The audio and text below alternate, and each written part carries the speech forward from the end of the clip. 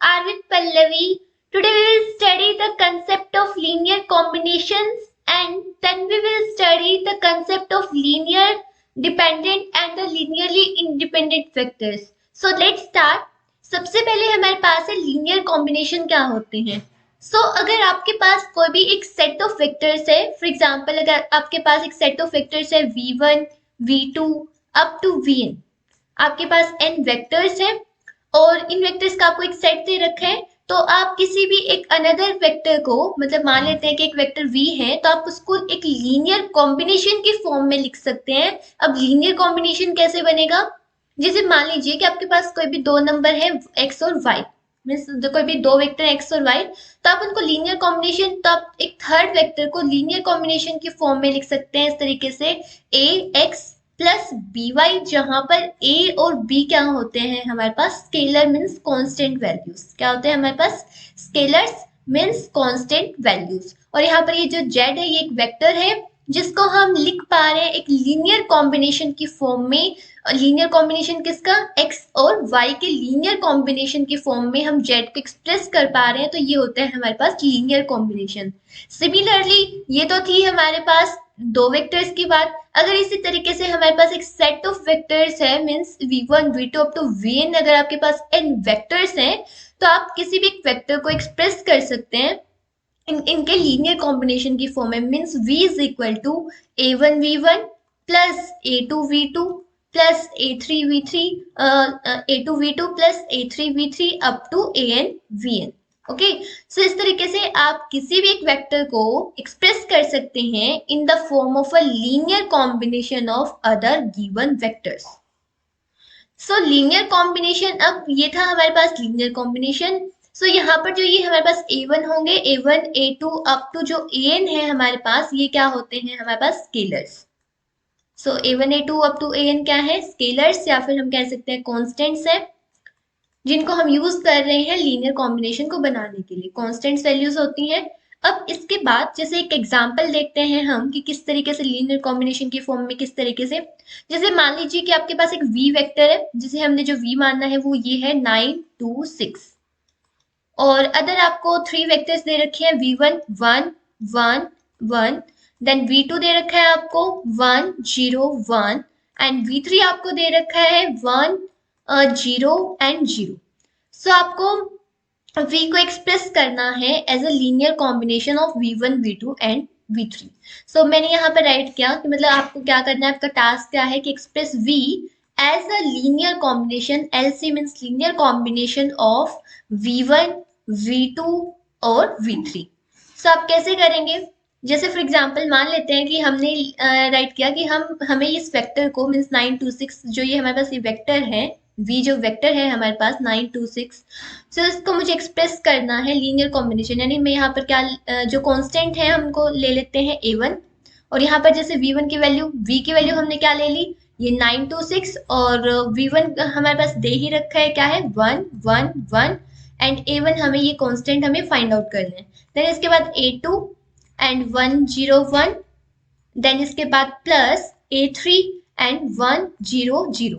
अब मुझे यहाँ पर कंपेयर करके, कॉरस्पॉन्डिंग एलिमेंट्स को कंपेयर करके, यहाँ पर हमें a1 a2 और जो a3 कॉन्स्टेंट्स हैं आपके पास, आपको इनकी वैल्यूज फाइंड आउट करनी होगी. ओके, सो कैसे करेंगे देखते हैं. अब जैसे हम अगर कंपेयर करें तो ये होगा हमारे पास 9 2 6 इज इक्वल टू इनके एलिमेंट्स को मल्टीप्लाई कीजिए. a1 की 1 से a1 plus a2 plus a3. तो इस तरीके से पहला क्या बनेगा a1 plus a2 plus a3. Then इसके बाद नेक्स्ट एलिमेंट क्या बनेगा, a1 की फिर से 1 से करी, देन यहाँ पर a2 की 0 से होगी, तो ये तो 0 हो गया, और a3 की भी किससे होगी 0 से, तो यहाँ पर बचा a1. देन नेक्स्ट में हमारे पास क्या बचेगा a1, क्योंकि a1 के अब ये थर्ड एलिमेंट 1 से मल्टीप्लाई करेंगे थर्ड से, एंड यहाँ पर a2 की करेंगे 1 से, तो a1 plus a2, but a3 के लिए क्या है यहाँ पर 0. सो a1 प्लस a2. अब आप इनके कॉरस्पॉन्डिंग एलिमेंट्स को कंपेयर कीजिए. a1 plus a2 plus a3 को कंपेयर करेंगे 9 से, एंड a1 को कंपेयर करेंगे आप 2 से, और a1 प्लस a2 को कंपेयर करेंगे आप 6 से. सो यहाँ पर हमारे पास 3 इक्वेशंस आएंगी। 3 ही हमारे पास क्या है, वेरिएबल जो हमें फाइंड आउट करने हैं A1 A2 A3 की वैल्यू। सो A1 plus A2 plus A3 हमारे पास 9 है, A1 हमारे पास 2 है एंड A1 प्लस A2 हमारे पास क्या है, 6 है। सो A1 प्लस A2 क्या है हमारे पास, A1 plus A2 is equal to 6। So A1 की वैल्यू तो क्या आ गई आपके पास, 2 आ गई। एंड देन इसके बाद जैसे अगर आप यहाँ पर पुट करेंगे तो A1 को हमने क्या पुट कर दिया, 2 प्लस A2 को as it is A2 is equal to 6। So A2 की क्या वैल्यू आ गई यहाँ पर अब हमारे पास 4। A2 की वैल्यू क्या आ गई, 4। देन इसके बाद अगर हम नेक्स्ट अगर हम A3 की बात करें तो कंपेयर करेंगे, फर्स्ट इक्वेशन क्या है, A1 plus A2 plus A3 equal to 9। So यहाँ से जब पुट करेंगे आप A1 की वैल्यू 2 प्लस A2 की वैल्यू कितनी आई हमारे पास 4 प्लस A3 की हमें फाइंड आउट करना है इक्वल टू 9। सो ये हमारे पास आ गया A3 is equal to 3। So A3 की वैल्यू क्या आ गई, 3। यानी आप इसको एक लीनियर कॉम्बिनेशन के फॉर्म में कैसे लिख सकते हैं, 9 2 6 को आप कैसे लिख सकते हैं, A1 की वैल्यू कितनी आई 2, सो 2 इंटू 1 1 1। देन क्योंकि ये हमारे पास कौन सा वेक्टर था, ये तो हमारे पास था v, ये हमारे पास है v1। और इसके बाद यहाँ पर आप क्या करेंगे, A2 की वैल्यू 4 आई है तो यहाँ पर आप पुट करेंगे 1 0 1, क्योंकि ये हमारे पास वेक्टर्स गिवन थे यहाँ पर। जैसे हमने ये बस हमने यहाँ पर क्या निकाली, A1 A2 और ये A3 की वैल्यूज फाइंड आउट करी है, बस इनको यहाँ पर पुट करना है। सो अब इसके बाद नेक्स्ट लास्ट क्या है, लास्ट हमारे पास v3 क्या है 1 0 0। सो v3 क्या है 1 0 0। सो 3 इंटू 1 0 0। आप ऐसे अंदर मल्टीप्लाई करके भी देख सकते हैं इनको। सो ये v2 है, ये v3 है। सो अब जब करेंगे तो 2 1 जा 2 एंड 4 1 जा 4। सो 2 और 4 6, 6 और 3 9। देन यहाँ पर 2 1 जा 2 एंड यहाँ पर 4 0 जा 0 एंड 3 0 जा 0, तो यहाँ से आ गया 2। देन 6 के लिए यहाँ पर 2 1 जा 2, देन यहाँ पर 4 की 1 से करेंगे तो 4 एंड देन 3 की 0 से, सो 2 और 4 क्या होता है 6। तो इस तरीके से आप किसी भी एक वेक्टर को, ये हमारे पास ये जो 9 2 6 है ये एक वेक्टर है, ये भी एक वेक्टर है, बट किस फॉर्म में, ट्रिपलेट्स की फॉर्म में। ऐसे ऐसे भी हो सकता है वेक्टर, तो जैसे 9 2 ऐसे भी हो सकते हैं, या फिर 1 1 ये भी एक वेक्टर है। ओके, सो जैसे हमने पहले भी कंसेप्ट स्टडी करा था कि वेक्टर क्या होता है, वेक्टर एक मैट्रिक्स ही होती है बट विद 1 कॉलम। क्या होते हैं, मैट्रिक्स विद 1 कॉलम। अब हम डिस्कस करेंगे वेक्टर्स की डिपेंडेंसी और इंडिपेंडेंसी के कंसेप्ट को। सो वेक्टर डिपेंडेंसी यानी लीनियरली डिपेंडेंट वेक्टर्स कब होंगे और लीनियरली इंडिपेंडेंट कब होंगे। सो सबसे पहले हम देखते हैं linearly dependent vectors. Linearly dependent vectors. So ये लीनियरली डिपेंडेंसी और इंडिपेंडेंसी को करने के लिए हमें लीनियर कॉम्बिनेशन का ही यूज करना है। सो लीनियरली डिपेंडेंट कब होंगे वेक्टर्स, वही सेम, अगर आपके पास एक सेट है, a set of vectors. Vectors का आपके पास एक सेट है, आपके पास वेक्टर्स का क्या है, vectors v1 v2 up to vn is set to be linearly dependent. तो ये जो सेट होगा उसको हम लीनियरली डिपेंडेंट कब कहेंगे, is set to be linearly dependent.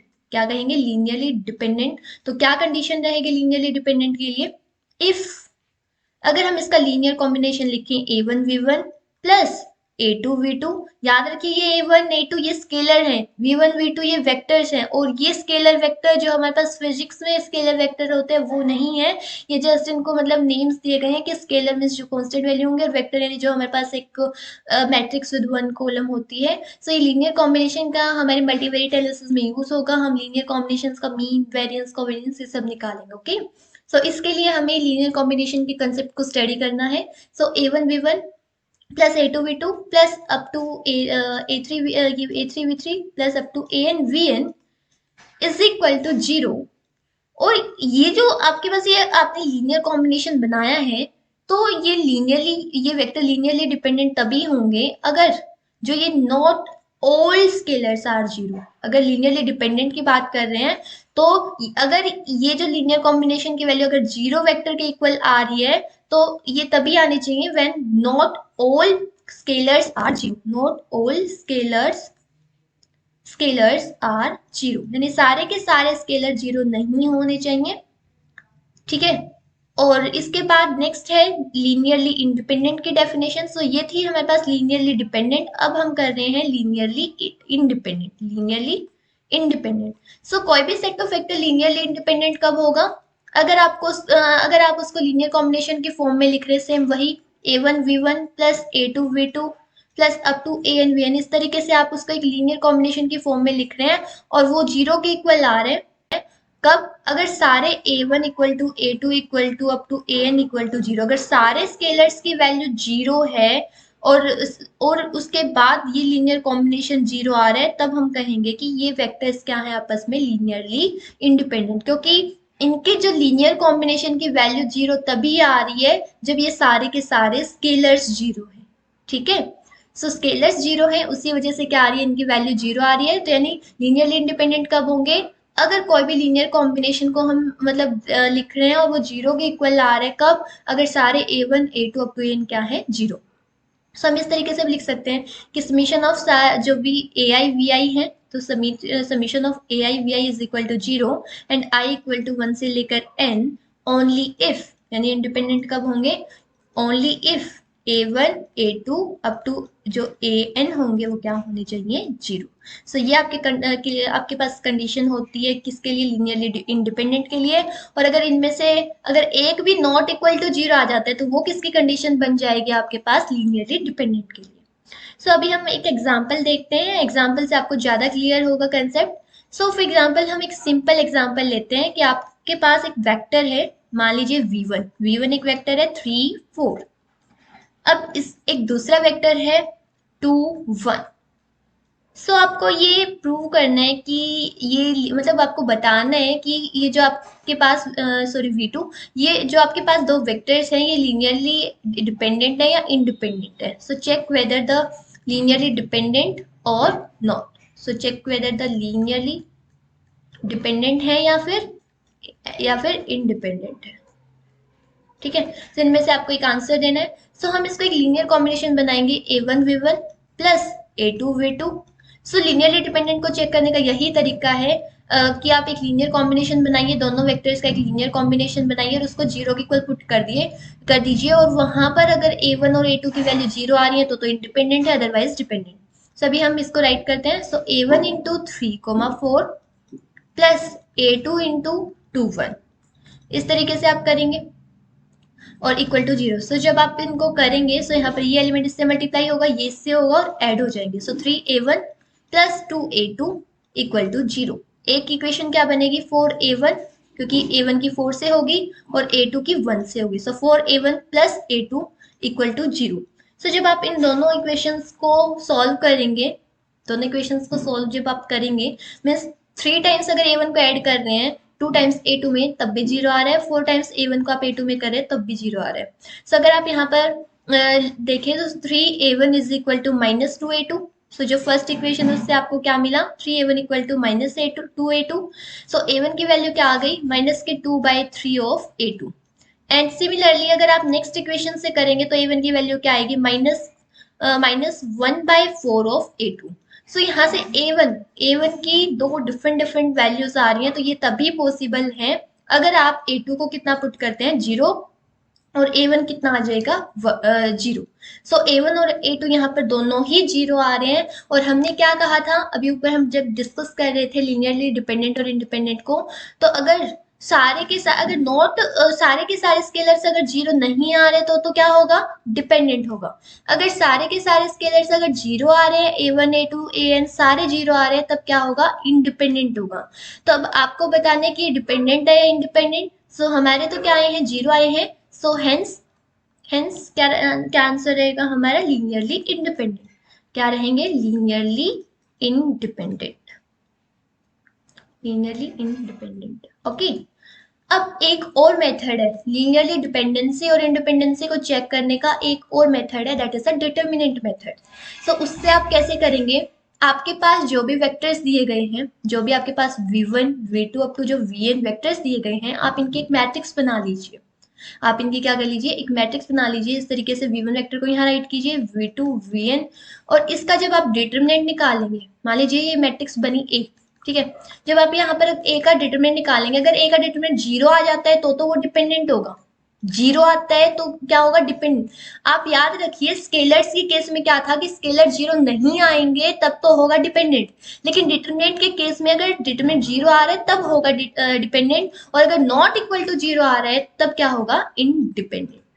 क्योंकि determinant not equal to zero आने का क्या मतलब है कि एक भी रो और कॉलम आपस में डिपेंड नहीं कर रहे, मीन्स सारे रो और कॉलम मीन्स सारे के सारे वेक्टर्स क्या हैं, इनडिपेंडेंट। ठीक है, अभी हम इसको देखेंगे, एग्जाम्पल देखते हैं सेम एग्जाम्पल को जो अभी हमने डिस्कस करा, जो ये वेक्टर हमें दे रखे थे 3 4 and 2 1, इनकी हम एक मैट्रिक्स बनाते हैं। सो हमने यहाँ पर ए नेम से मैट्रिक्स बनाई 3 4 2 1। अब मैं इसका डिटरमिनेंट निकालती हूँ, ए का determinant that is equal to 3 4 2 1। So determinant कैसे निकलता है, 3 1 जा 3, -4 2 जा 8, सो 3 - 8 कितना आ जाएगा, -5। और -5 क्या जीरो के इक्वल होता है, नहीं, so not equal to zero, और नॉट जीरो होता है तो क्या होता है, linearly independent. L I means linearly independent. और ऊपर जब हमने इसको इस मेथड से करा था कि हमने इक्वेशंस बना के और लीनियर कॉम्बिनेशन बना के A1 A2 की वैल्यू निकाली, तब ये जीरो आए थे, तब क्या था, लीनियरली इंडिपेंडेंट। तो सेम आंसर आ रहा है, चाहे डिटरमिनेंट मेथड से करो चाहे फिर आप जो डिटरमिनेंट मेथड है और लीनियरली कॉम्बिनेशन वाला मेथड है। ठीक है, अब एक और एग्जांपल लेते हैं, नेक्स्ट एग्जांपल अब हम लेंगे जिसमें हमें वेक्टर कुछ इस तरीके से दिए गए हैं। एक सेट ऑफ वेक्टर है आपके पास 1 2 3, एंड इसका नेक्स्ट जो वेक्टर है that is equal to 1 0 0, and जो नेक्स्ट है that is equal to 0 2 3। So आपको ये बताना है कि जो आपको ये सेट ऑफ वेक्टर दे रखे हैं जिसमें तीन वेक्टर हैं v1 v2 एंड v3, तो ये लीनियरली डिपेंडेंट है या इंडिपेंडेंट है, तो आप इसका डिटरमिनेंट मेथड से भी कर सकते हैं। एक मैट्रिक्स बनाइए 1 2 3 1 0 0। आप इन वेक्टर्स कैसे रो वाइज भी लिख सकते हैं और कॉलम वाइज भी लिख सकते हैं, उससे कोई फर्क नहीं पड़ेगा। ठीक है, 0 2 3। सब जब डिटरमिनेंट निकालेंगे तो कितना आएगा, 1 as it is, one first element as it is, और ये जिस रो और कॉलम में लाइक कर रहे हैं उनको हम डिस्कार्ड करेंगे, मीन्स इसको डिस्कार्ड कर देंगे और इसको डिस्कार्ड करेंगे। सो ये बचेगा 0 0 2 3 माइनस का 2, क्योंकि बीच वाला जो एलिमेंट होता है वो उसका अगर हम इंडेक्स का सम करेंगे तो वो ओड आता है, तो इसके लिए हम लेंगे 1 0 0 3 प्लस 3, एंड यहाँ पर आएगा 1 0 0 2। सो ये आया हमारे पास, जीरो बन जाएगा ये, तो 3 0 0 -2 0 0, सो ये जीरो हो गया। -2 इंटू 3 प्लस 3 इंटू, यहाँ पर क्या था, यहाँ पर हमारे पास 1 0 एंड 0 2, 1 0 एंड 0 2, सो ये आ गया हमारे पास 2। सो 3 माइनस का 6 प्लस का 6 इक्वल टू 0, और डिटरमिनेंट 0 आ जाता है तब क्या होता है, लीनियरली डिपेंडेंट या इंडिपेंडेंट। सो ये हो गया लीनियरली डिपेंडेंट। क्यों, क्योंकि जब डिटरमिनेंट 0 आता है तो क्या होता है, लीनियरली डिपेंडेंट, और नॉट 0 आता है तो क्या होता है, लीनियरली इंडिपेंडेंट। अब इसके बाद एक और एग्जाम्पल हम देखते हैं। फिर से नेक्स्ट एग्जाम्पल है हमारा, फिर से आपको एक सेट ऑफ वेक्टर्स दिया गया है, जैसे फॉर एग्जाम्पल 1 1 1 1 2 3 एंड 0 1 2। सबको इसको चेक करना है कि लीनियरली डिपेंडेंट है या इंडिपेंडेंट। सो ये v1 v2 v3। अब हम इसको करेंगे लीनियर कॉम्बिनेशन वाले फॉर्म से। हमने डिटरमिनेंट मेथड से सीख लिया, ऊपर वाला एग्जांपल हमने डिटरमिनेंट मेथड से करा, इसको हम करते हैं लीनियर कॉम्बिनेशन से। सो मान लेते हैं हमने इसका एक लीनियर कॉम्बिनेशन बनाया a1 v1 plus a2 v2 plus up to a3 v3, और इसको किसके इक्वल पुट कर दिया, 0 के। सो यहाँ से हमने अब हम क्या करेंगे यहाँ से, अब जब हम वैल्यूज पुट करेंगे, v1 की वैल्यू क्या है 1 1 1 प्लस a2 इंटू v2 की वैल्यू क्या है 1 2 3 प्लस a3 इंटू v3 की वैल्यू क्या है 0 1 2, और यहाँ पर ये क्या रहेगा 0 0 0। सो यहाँ से ये बनेगा, इसकी मल्टीप्लाई करेंगे तो a1 प्लस इसके से करेंगे तो क्या आएगा a2 प्लस a3 की 0 से करेंगे तो 0, सो प्लस का 0। ठीक है, सो एक तो ये एलिमेंट बन गया। नेक्स्ट एलिमेंट यहाँ पर ये कॉमा है, नेक्स्ट एलिमेंट क्या आएगा a1 plus 2a2 plus a3, and then इसके बाद नेक्स्ट जो आएगा that is equal to a1 plus 3a2 plus 2a3, 3a2 plus 2a3। ठीक है, अब जब आप इनको 0 से कंपेयर करेंगे तो यहाँ से तीन इक्वेशन आ गई, a1 plus a2 equal to 0, then a1 plus 2a2 plus a3 equal to 0, then next जो आया है that is equal to a1 plus 3a2 plus 2a3 equal to 0। तीनों को सॉल्व करेंगे, जब आप तीनों को सॉल्व करेंगे तो यहाँ पर हमारे पास क्या आएंगी, वैल्यूज कुछ इस तरीके से आएंगी कि जो आपके पास यहाँ से इस इक्वेशन से क्या आ जाएगा, a2 equal to -a1। Then जो नेक्स्ट इक्वेशन है, जब आप इसमें a2 की वैल्यू -a1 पुट करेंगे तो ये बन जाएगा -a1 प्लस a3। तो a1 इज इक्वल टू क्या आ जाएगा, a3। a1 is equal to a3। तो ये दो इक्वेशन आ गया आपके पास कि a2 equal to -a1 and a1 equal to a3। So यहाँ पर जब अगर आप फॉर एग्जाम्पल अगर आप जैसे हीट एंड ट्रायल से अगर a1 की वैल्यू 1 ले लेंगे और तो a3 भी कितना हो जाएगा 1, क्योंकि a1 is equal to a3। और a2 कितना हो जाएगा -1। सो यानी यहाँ पर a1 और a2 a3 जो स्केलर्स हैं, स्केलर्स जो है वो जीरो नहीं है, मीन्स कॉन्स्टेंट्स जो है are not zero, scalars are not zero. और जब स्केलर्स जीरो नहीं होते तब क्या होता है, लीनियरली डिपेंडेंट। तब क्या होता है, linearly dependent. So I hope आपको एक समझ आया होगा कि हमें कैसे लीनियरली डिपेंडेंट इंडिपेंडेंट चेक करना है। मैं फिर से एक बार रिपीट कर देती हूँ।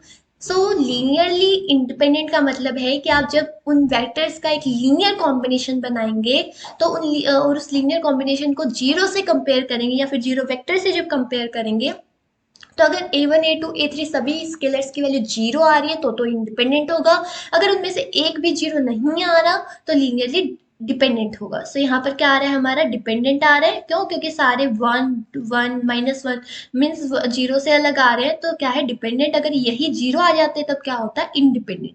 और इसी काम को आप डिटरमिनेंट मेथड से भी कर सकते हैं। आप उन वेक्टर्स के एक मैट्रिक्स बना लीजिए और उसका डिटरमिनेंट निकाल लेंगे। अगर डिटरमिनेंट के केस में अपोजिट है, डिटरमिनेंट जीरो आ रहा है तब डिपेंडेंट होगा, और नॉट जीरो आ रहा है तो क्या होगा, इंडिपेंडेंट। क्योंकि नॉट जीरो डिटरमिनेंट कब आता है, जब कोई भी रो या कॉलम एक दूसरे पे डिपेंड ना कर रहे हो, तभी इंडिपेंडेंट होगा। ठीक है। सो ये था हमारे पास लीनियरली इंडिपेंडेंट और डिपेंडेंट वेक्टर्स का कंसेप्ट। अगर आपको इसमें कोई भी डाउट है आप कमेंट करके आस्क कर सकते हैं। Thanks for watching my video.